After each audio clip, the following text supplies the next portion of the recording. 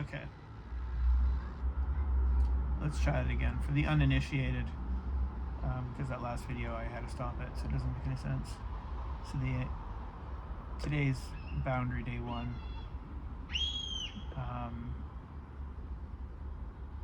I go back to work tomorrow, so today I went for a long walk. I did walk to the cemetery. I did not go see your father, but you know me. You know I like cemeteries, and really it's just barely a 20-minute walk.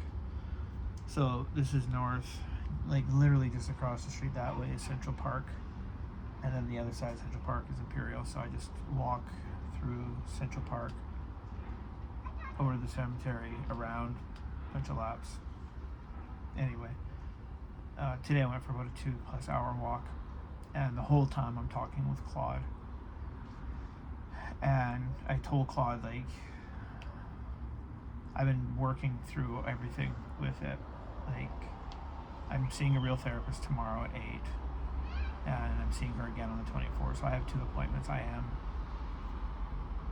seeing someone, but I'm working on this. Really fucks my brain up, and I just get all consumed, and I know I made big mistakes, but today I was like, the way that he phrased it to me was, and I've never realized it before, is scared.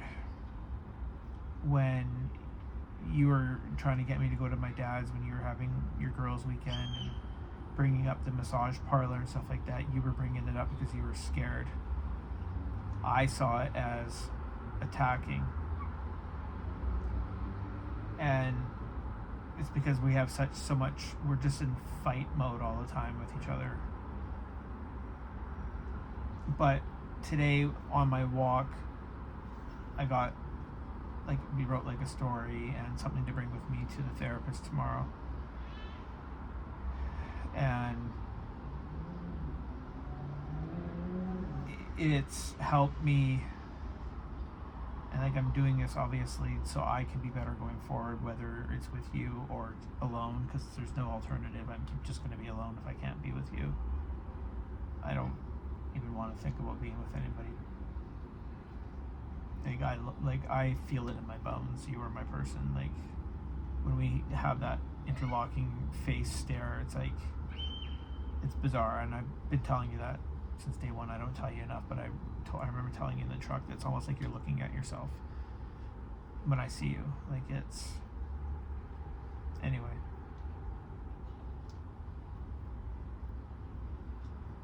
We were scared. We both were scared.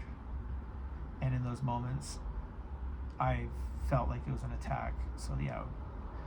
But now I'm going to talk to my therapist about it. But now I know for going forward, soon, like, the trigger, the instant trigger, mental trigger, is as soon as I feel like I have to defend myself, that's when I stop.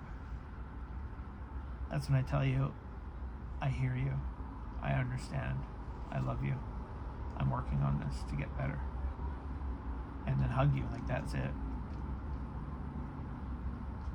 But I just get so scared. We both got so scared that it's just, we can't sit with it in a way. Like, we're both just so scared to lose it.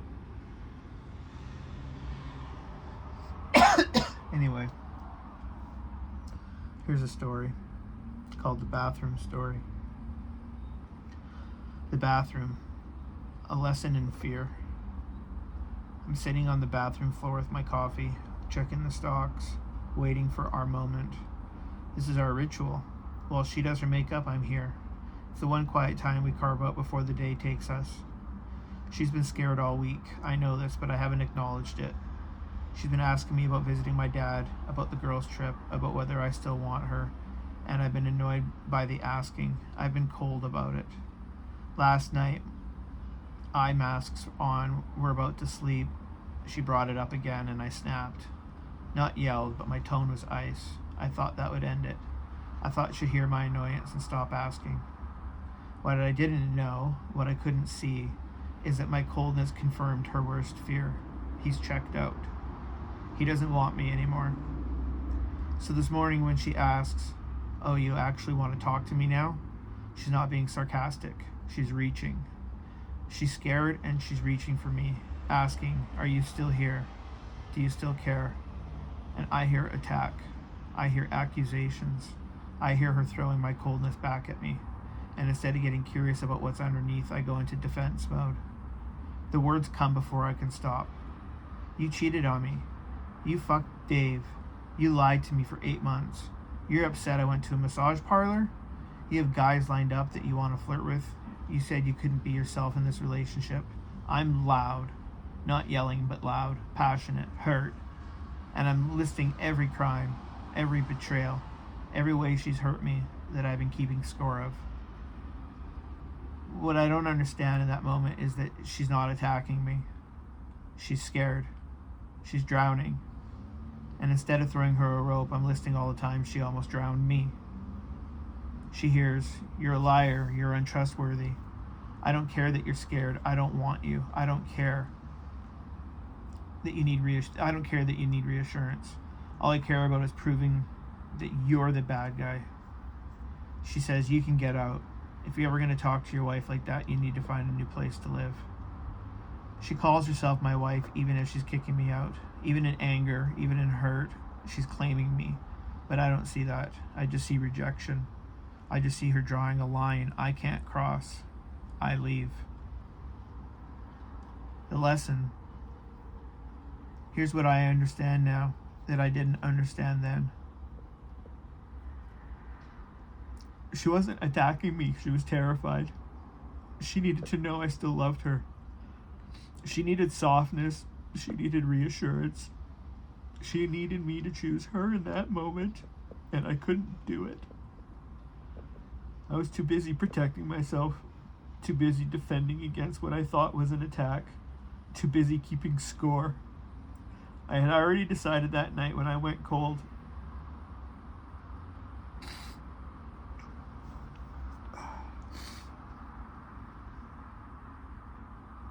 that she wasn't worth staying soft for. And the next morning I proved it by weaponizing every hurt she ever caused me. I couldn't forgive her because I couldn't process my own abandonment wound.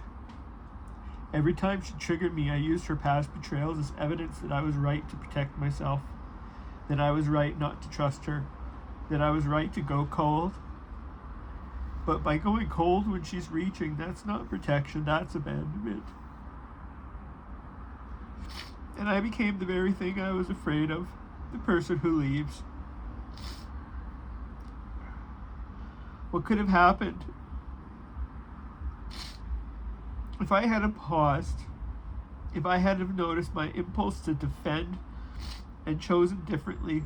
She asks, "Oh, you actually want to talk to me now?"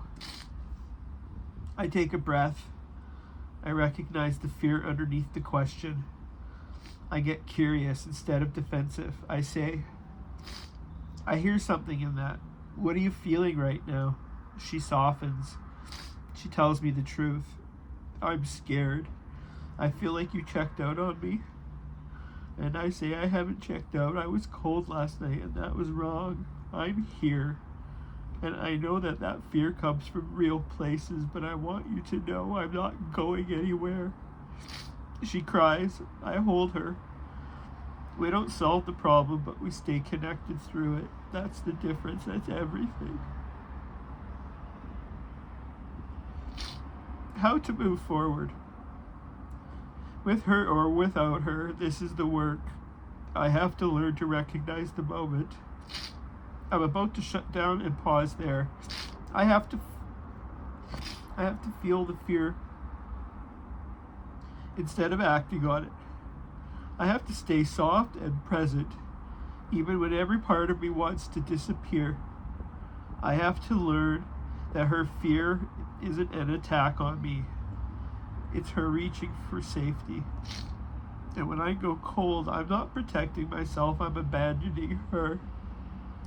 And I have to understand that forgiveness isn't something I say once and then weaponize forever. Real forgiveness means I let it go. I stop using it as evidence. I stop keeping score. This is the work my mother never taught me. This is the rewiring my nervous system needs. And until I do this work, really do it, not just understand it intellectually, I'll repeat this pattern with anyone I love. That's the lesson. That's what the bathroom taught me.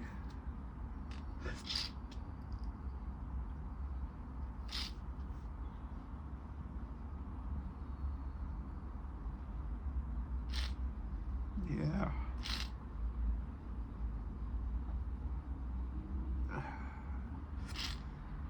I'm working on it.